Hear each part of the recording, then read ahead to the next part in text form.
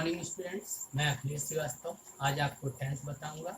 इसके पहले की वीडियो में भी मैंने आपको कई टेंस बताए थे।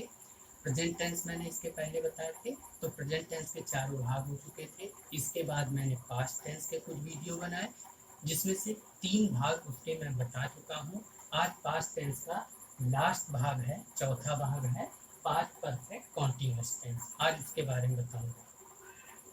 इस प्रकार के जो पास्ट परफेक्ट कॉन्टिन्यूअस टेंस होते हैं, इसको हम कैसे पहचानेंगे? तो पहचानने के लिए सबसे पहले इसकी पहचान जानते हैं। क्या होती है? पहचान होती है कि इन वाक्यों के अंत में रहा था, रही थी, रहे थे इत्यादि शब्द आते हैं। और हाँ, इस प्रकार के सेंटेंस में भूतकाल में काम होता है, लेकिन भूतकाल में काम हो रहा होता है, खत्म नहीं हुआ होता है, हो रहा होता है। जैसे कमल 10 घंटे से सो रहा था, यानी अभी वो काम जारी है, यानी अभी वो सो ही रहा है, यानी इसमें काम जारी रहता है। तो मैंने बताया कि इस प्रकार के वाक्यों में रहा था, रही थे, रहे थे आदि शब्द आता है, कार्य जारी होने का पता चलता है, और इसके बाद समय जरूर दिए रहता है। समय 2 तरीके के होते हैं, एक निश्चित समय, एक अनिश्चित समय। अगर निश्चित समय है तो सिंस का प्रयोग करते हैं, अनिश्चित समय होगा तो हम फॉर का प्रयोग करते हैं। इसको बनाने के लिए हमको वर्ब की जरूरत पड़ती है, जो हेल्पिंग वर्ब होती है। हेल्पिंग वर्ब इसकी हैड बीन होती है। इसके पहले मैंने परफेक्ट टेंस में आपको बताया था हेल्पिंग वर्ब हैड होती है, लेकिन परफेक्ट कॉन्टिन्यूअस टेंस में हेल्पिंग वर्ब हैड बीन हो जाती है।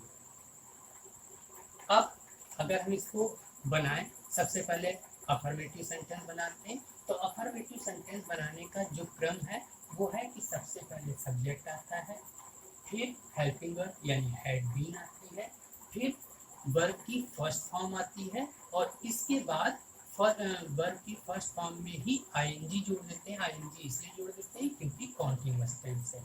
इसके बाद सिंस या फॉर लगाते हैं, और फिर टाइम जो भी होता है वो लगाते हैं। सिंस या फॉर हम निश्चित या अनिश्चित टाइम के अनुसार से चेंज करते रहते हैं। हमारा सबसे पहला है कमल 10 घंटे से सो रहा था। तो कमल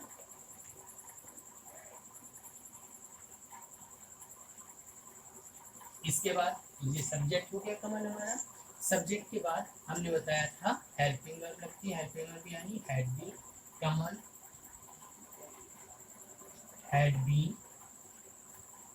सोना, सोना यानी स्लीप, लेकिन कॉन्टिन्यूअस टेंस है, आईएनजी लगाएंगे, स्लीप का स्लीपिंग हो जाएगा, स्लीपिंग। अब 10 घंटे से सो रहा है, हमको टाइम तो दिया गया 10 घंटे, लेकिन ये 10 घंटे हम कब से जोड़ेंगे? यानी ये टाइम तो दिया है लेकिन अनिश्चित है। तो Kamal had been sleeping for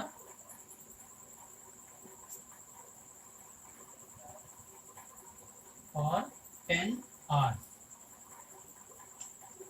हमने बताया था कि निश्चित समय अगर होगा तो हम सेंस लगाएंगे, लेकिन यहाँ मेरा अनिश्चित समय था इसलिए फॉर का प्रयोग किया। अब इसके बाद नंबर 2 पे आते हैं। नंबर 2 में है रमेश 1990 से आगरा में रह रहा था।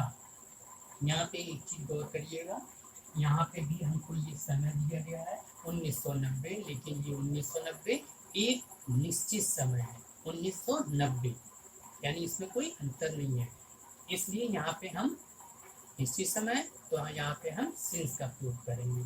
तो सबसे पहले सब्जेक्ट रमेश, रमेश के बाद फिर हेल्पिंग वर्ब यानी हैड बीन।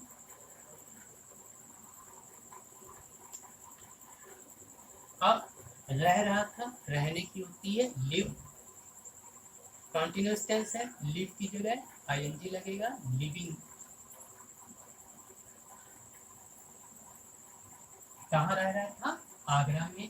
तो Ramesh had been living in Agra. अब 1990, यानी निश्चित समय है, तो सिंस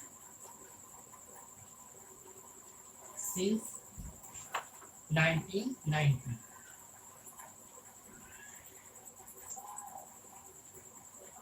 इस तरीके से आपने देखा 1990 निश्चित समय था, इसलिए मैंने सिंस लगा के ये काम किया। अब इसके बाद नंबर 3 आता है, वो 2012 से अंग्रेजी नहीं पढ़ा रहा था। ये भी निगेटिव सेंटेंस है। अब निगेटिव सेंटेंस कैसे बनाएंगे ये जान लेते हैं कि वो 2012 से अंग्रेजी नहीं पढ़ा रहा था। नेगेटिव सेंटेंस में मालूम है हम सभी को कि नॉट लगाया जाता है। नॉट कैसे लगाएंगे, हेल्पिंग वर्ब हैड बीन है, तो हैड के बाद नॉट लगाते हैं, फिर बीन लगाया जाता है और बाकी सब कुछ सेम रहता है। जैसे एक करके देखते हैं, वो 2012 से अंग्रेजी नहीं पढ़ा रहा था, वो यानी कि इसके बाद नॉट लगाना है हेल्पिंग वर्ब के बाद, तो ही हैड नॉट बीन, पढ़ाना पढ़ाने की होती टीच, तो यहाँ पे कॉन्टिन्यूअस के कारण आईएनजी लगेगा, तो he had not been teaching English. अब 2012 से निश्चित समय, तो सिंस 2012।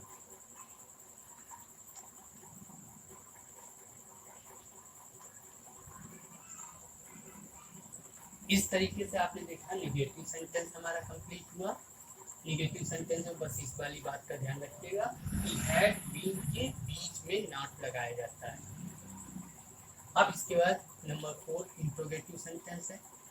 इंट्रोगेटिव सेंटेंस में दो तरीके के होते हैं, एक में प्रश्नवाचक शब्द वाक्य के पहले आता है और एक में प्रश्नवाचक शब्द वाक्य के बीच में आता है। दोनों में अंतर ये है, अगर पहले आया है तो हम हेल्पिंग वर्ब पहले लिखेंगे और अगर बीच में आया है तो हम इसकी इंग्लिश पहले लिखेंगे। तो सबसे पहले आया है, तो पहले है क्या महज 2 घंटे से हाथी खेल रहा था, तो हैड। अब हैड भी पूरा नहीं आएगा, हैड इसके बाद मेरा सब्जेक्ट हैड महज, इसके बाद भी।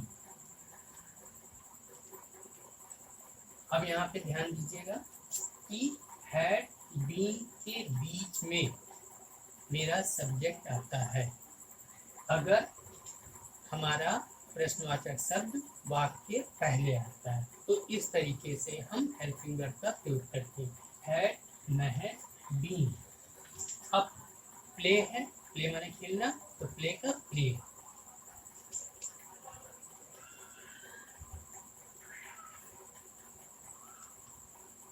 Playing hockey, hockey. अब 2 घंटे से, अब 2 घंटा कब है, 2 घंटा कोई निश्चित समय नहीं है, इसलिए जब निश्चित समय नहीं है तो यहाँ पे फॉर का प्रयोग करेंगे। हैड महज been playing hockey for 2 hours. इस तरीके से आपने देखा कि हमने क्या पहले आया है तो उसका प्रयोग कैसे किया है।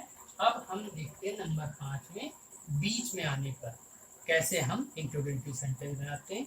तो हमने कहा था बीच में आएगा तो हम पहले उसकी अंग्रेजी लिखेंगे, तो कहाँ की, वेयर।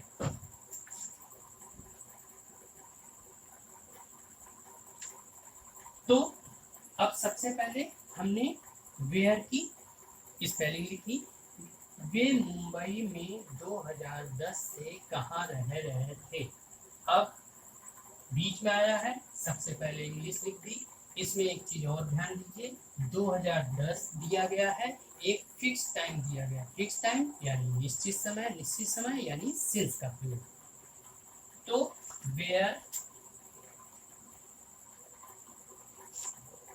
इसके बाद हेल्पिंग वर्ब हेल्पिंग वर्ब का पहला भाग लिखते हैं, वेयर हैड दे, दे क्योंकि वे है इसलिए दे। इसके बाद बीन, अब वे मुंबई में 2010 से कहाँ रहे थे, where had they been in Mumbai, in Mumbai निश्चित समय है, सिंस 2010। और एक चीज गौर कीजिए कि ये दोनों ही सेंटेंस हमारे इंट्रोगेटिव थे। इंट्रोगेटिव में मैंने इसके पहले के भी वीडियो बताए कि अगर इंट्रोगेटिव सेंटेंस जब हम बना लेते हैं तो लास्ट में क्वेश्चन मार्क साइन जरूर लगाते हैं, जो हम यहाँ पे लगा रहे हैं। इस तरीके से हमारा पास्ट परफेक्ट कॉन्टिन्यूअस टेंस समाप्त हुआ। आप लोगों को पास्ट टेंस के चारों भाग अच्छे से समझ में आए होंगे। अब इसके बाद मैं आपको कुछ दूसरे वीडियो भेज रहा हूँ जिसमें आपको और दूसरी चीजें मैं बताऊंगा। आज के लिए